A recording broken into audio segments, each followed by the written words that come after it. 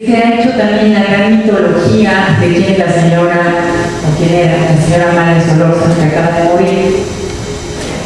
La Amalia Solórzano creó en torno así toda esta historia de que ella se había casado muy joven con un general, se había enamorado de él cuando él andaba haciendo campaña donde ella vivía, y como la familia de ella no quería generar, nadie quería que sus hijas se casaran con militares en esos tiempos, no sé si ahora ya se aceptan, y como de todos modos se casaron por lo civil ahí en la casa de la familia Solórzano, pero los padres no estuvieron presentes en la boda y se vinieron a vivir a México. Cárdenas es el que decide dejar el castillo de Chapultepec y venirse a vivir a Los Pinos, un lugar que le parecía más modesto, más republicano. Ellos tienen una niña que muere, después a Cuauhtémoc, pero la señora Amalia cuenta, por eso dice, era otra cosa la vida, así le llaman sus memorias, porque cuenta cómo no se estilaba nada de esto de que la esposa estuviera presente en nada, ni siquiera fue a la toma de posesión de su marido, que la señora Cortesí sí había ido, pero ella no. Ella estaba en su casa, ella se ocupaba de su hijo y de otros niños, algunos hijos del general y otros de la gente que vivía cerca de ella. Y no se metía en algo que tuviera que ver con el gobierno. Parece que la primera vez que lo hace es cuando el general le pide que se ocupe de recibir a los niños españoles, a los niños de Morelia, y le gusta la actividad, y después ella encabeza también en Bellas Artes toda aquella ceremonia de la gente llevando dinero, gallinas, anillos de matrimonio, cualquier cosa para pagar la deuda cuando la expropiación petrolera. Y solo eso pasa al final del mandato del general, entonces ella se da cuenta que sí le hubiera gustado hacer todo eso, pero ella es demasiado tarde, va a ver el día que toma posesión, el siguiente presidente de México está ahí en el palco y está llorando desesperada porque se da cuenta que eso se acabó y que esa oportunidad se fue, pero ella seguirá después trabajando igual que el general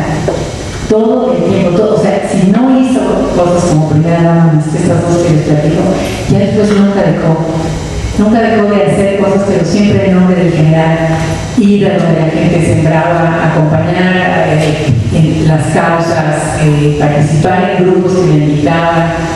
estar muy cercana a Cuba, todas estas cosas que ella identificaba con la ideología del general Cárdenas y que ella siguió haciendo, después apoyando a su hijo, después apoyando a sus nietos. Cuando toma posesión Adolfo Ruiz Cortines, está casado en segundas nupcias con una mujer bastante mayor, y también era bastante mayor, se le dijo siempre el viejito,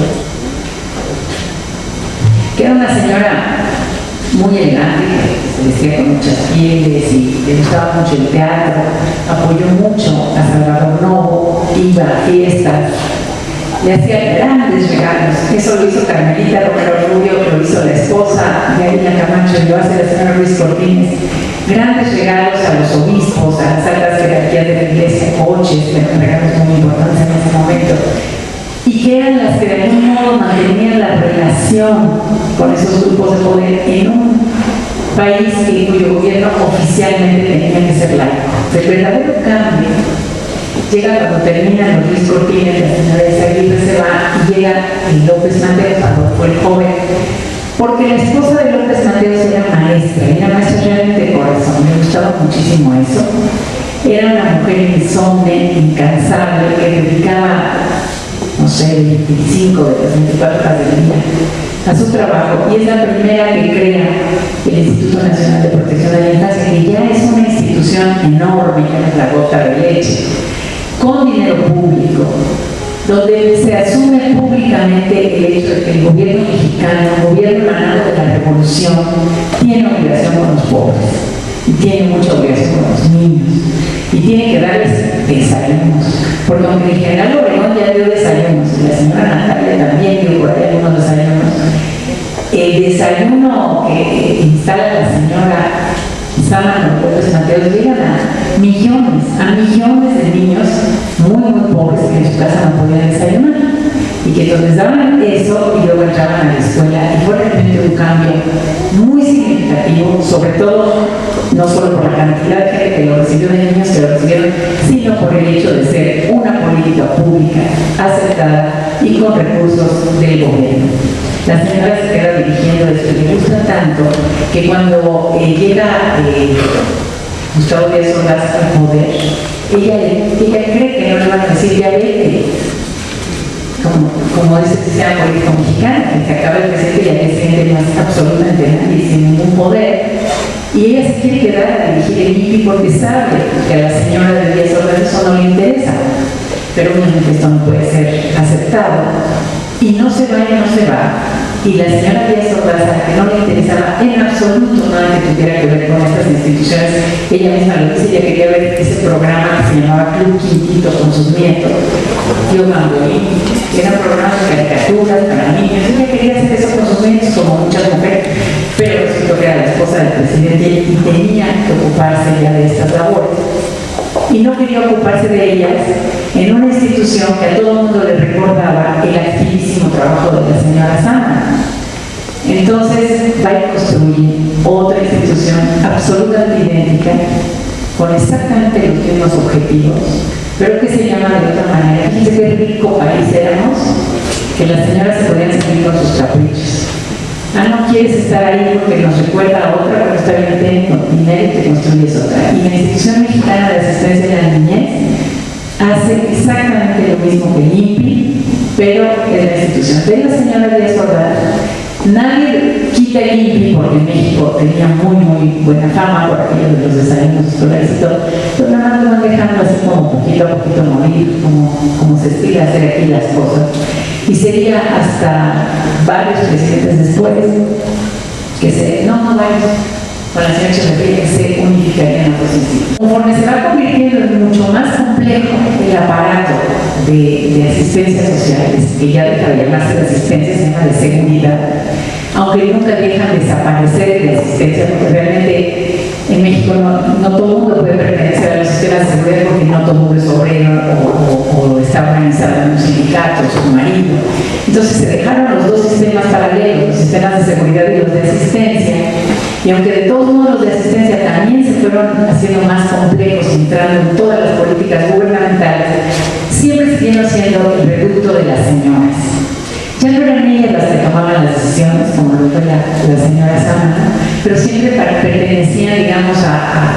el director las escuchaba, siempre estaban presentes en las juntas, podían decir su opinión, podían hacer propuestas y se les hacía muchísimo caso. No importa que no tuvieran la menor idea de nada.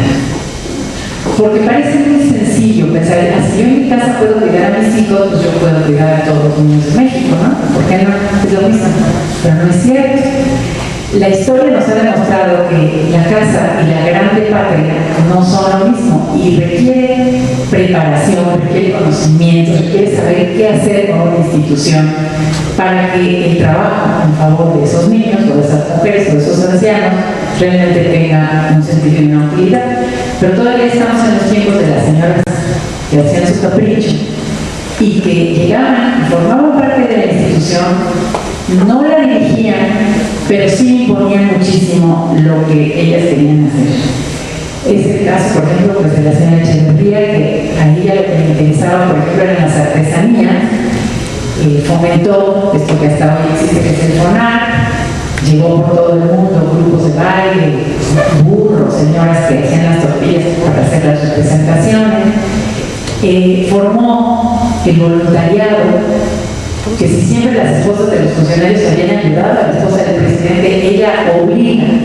no solo a todas, ya deja de ser voluntario y voluntariado, sino incluso a las esposas de los altos mandos militares y a las esposas de los diplomáticos acreditados en México, y ahí andaban por todo el país, nos costaba un ojo de la cara, imagínense ustedes, todas estas señoras, ayudando, haciendo entrenando partidas empíricas, eso fue muy bueno, barriendo la República. La señora Echeverría decía que la República limpia era importante y todas se ponían ahí a barrer. Muy interesante, ¿no? Y